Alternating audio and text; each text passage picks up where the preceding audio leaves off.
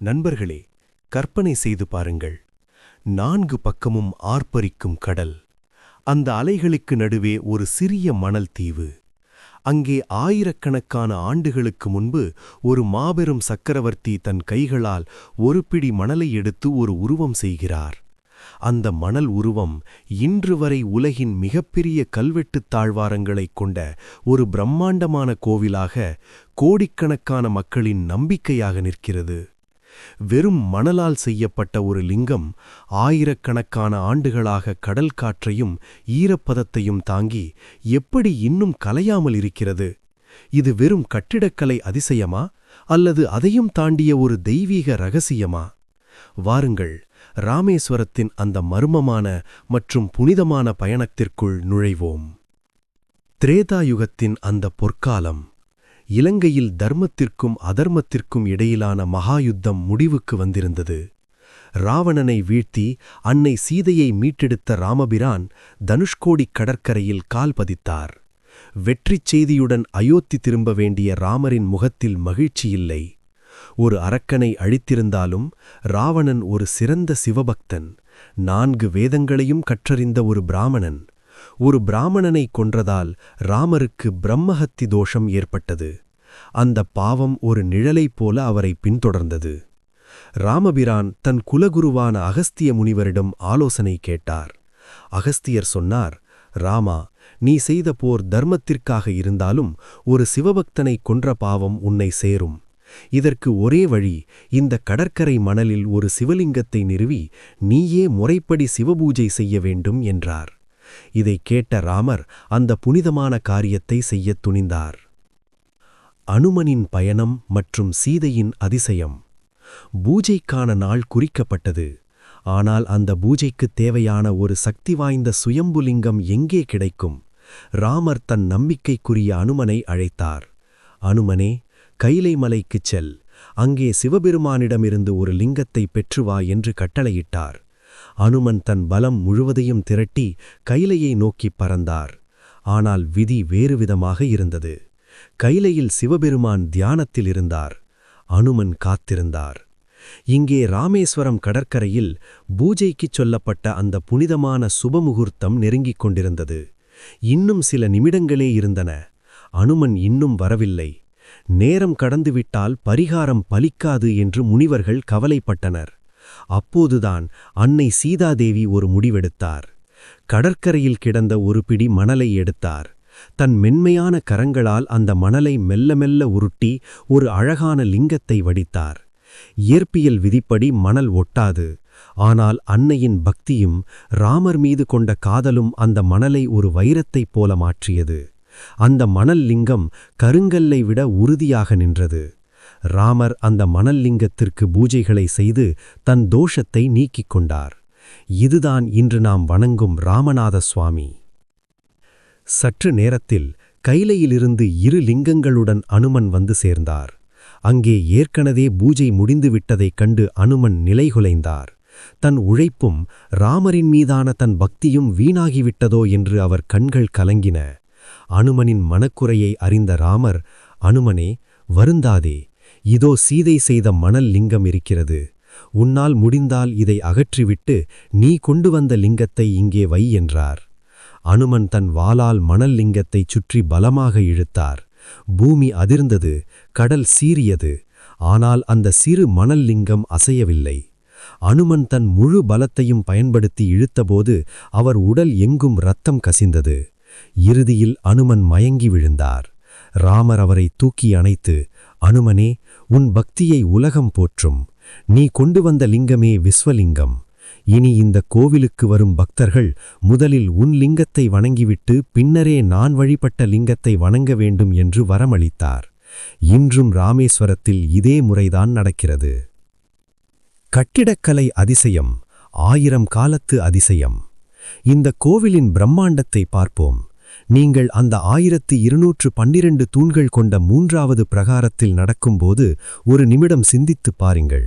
இந்த தீவு 4 பக்கமும் கடலால் சூழப்பட்டது. இங்கே ஒரு சிறு குன்று கூட கிடையாது. பிறகு எப்படி பல லட்சம் டன் எடையுள்ள கருங்கற்களை இங்கே கொண்டு வந்தார்கள்? 12ஆம் நூற்றாண்டில் எந்த நவீன இயந்திரமும் இல்லாத காலத்தில் கடலை கடந்து இந்த கற்களை எப்படி கொண்டு வந்திருப்பார்கள்?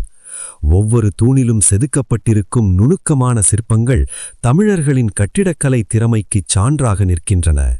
இந்த தாழ்வாரத்தின் நீளம் சுமார் 4000 அடி. ஒரு முனையில் நின்று பார்த்தால் தூண்கள் வரிசையாக முடிவில்லாமல் செல்வது போன்ற ஒரு மாயத் தோற்றம் ஏற்படும். இது வெறும் கற்கள் அல்ல, தமிழர்களின் இரத்தமும் வியர்வையும் கலந்த காவியம். 22 தீர்த்தங்களின் மர்மம். அடுத்து ராமேஸ்வரத்தின் 22 தீர்த்தங்கள். சுற்றிலும் கடல் நீர் சுப்பாக இருக்கிறது. ஆனால் இந்த கோவிலுக்குள் இருக்கும் ஒவ்வொரு கிணற்று நீரும் இனிப்பாக இருக்கிறது. குறிப்பாக கோடி தீர்த்தம் என்ற கிணற்றின் நீர் கங்கை நதிக்கு நிகராக கருதப்படுகிறது. 22 கிணறுகளிலும் நீராடுவது என்பது நம் உடலில் உள்ள 22 வகையான பாவங்களையும் எதிர்மறை ஆற்றலையும் நீக்குவதாக நம்பப்படுகிறது.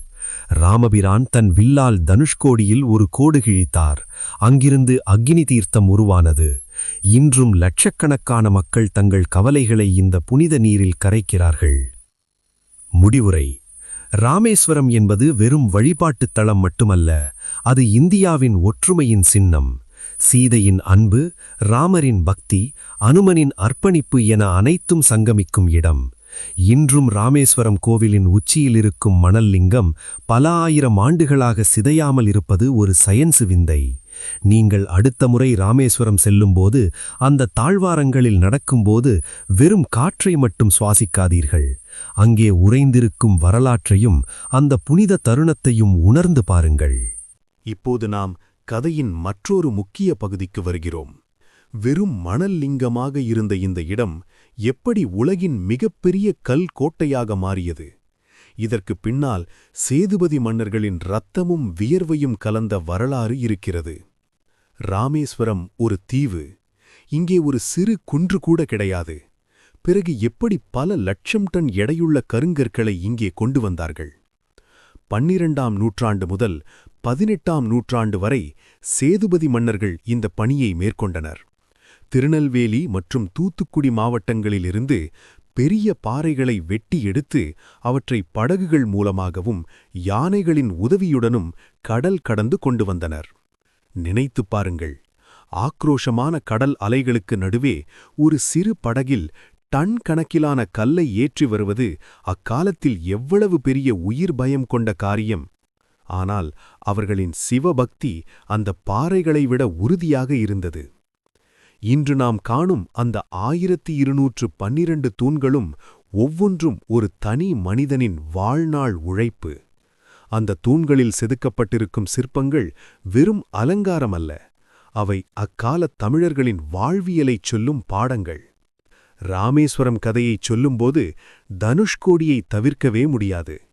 இதுதான் ராமபிரான் தன் வில்லால் தனுசு கோடு கிழித்து கடலுக்கு அணை கட்டத் தொடங்கிய இடம். ஒரு காலத்தில் இது ஒரு செழிப்பான நகரம். ரயில் நிலையம், தபால் அலுவலகம், பள்ளிக்கூடம் என அனைத்தும் இருந்த ஒரு அழகான துறைமுக நகரம். ஆனால் 1964 டிசம்பர் 23ஆம் தேதி இரவு இயற்கை தன் கோர முகத்தைக் காட்டியது.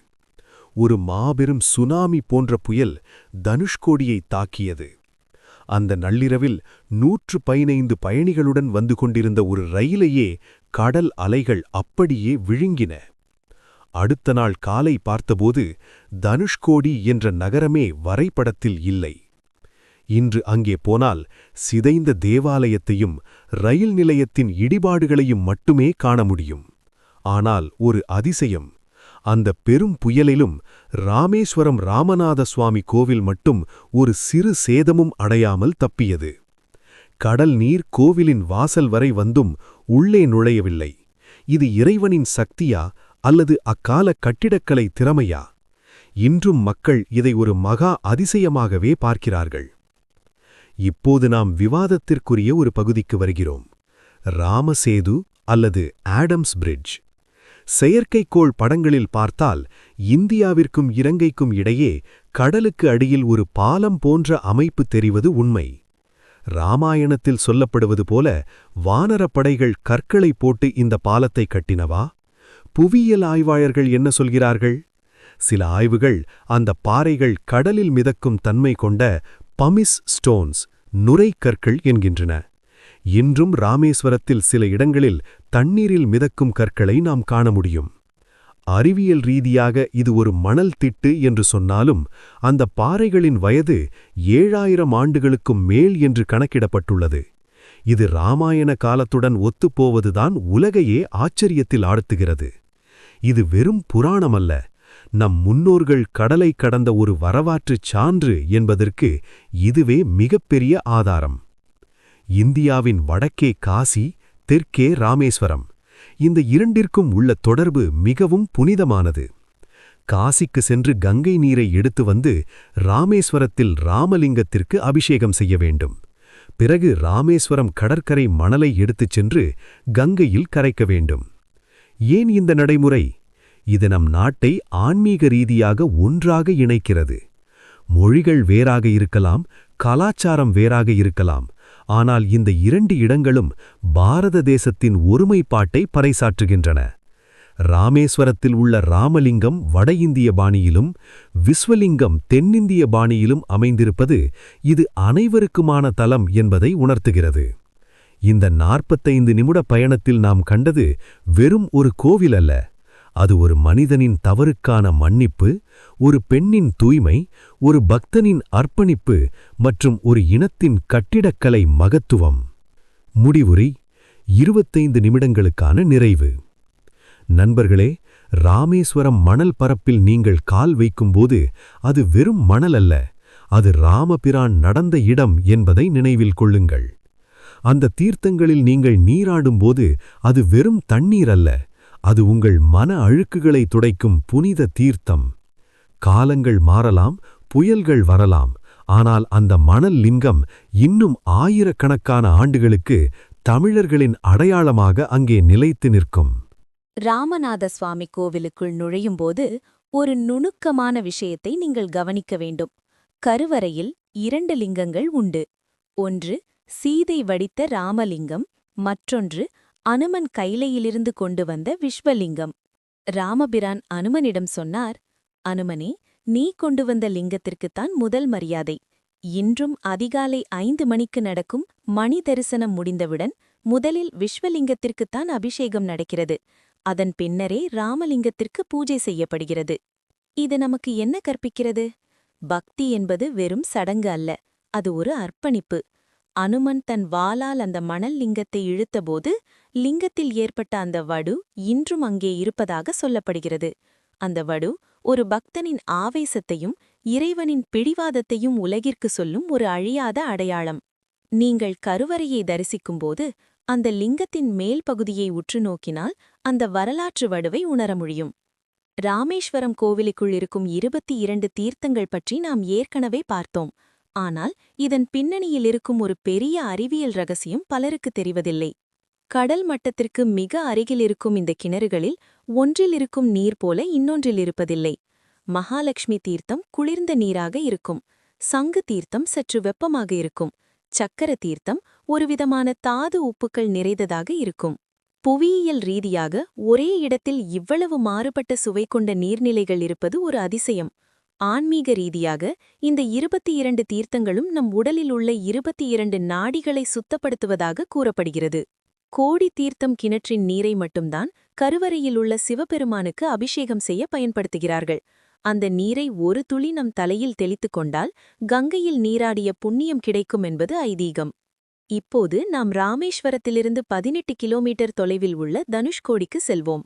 இதுதான் முடிவில்லா சாலை, த ரோட் டு நோவேர். ஒரு காலத்தில் இது ஒரு சர்வதேச வர்த்தக மையம். கொழும்புக்கு இங்கிருந்துதான் கப்பல்கள் சென்றன. 1964இல் நடந்த அந்த பெரும் துயரத்திற்கு பிறகு தனுஷ்கோடி ஒரு தடை செய்யப்பட்ட நகரமானது. ஆனால் இன்றும் அங்கே சில மீனவ குடும்பங்கள் வசிக்கின்றன.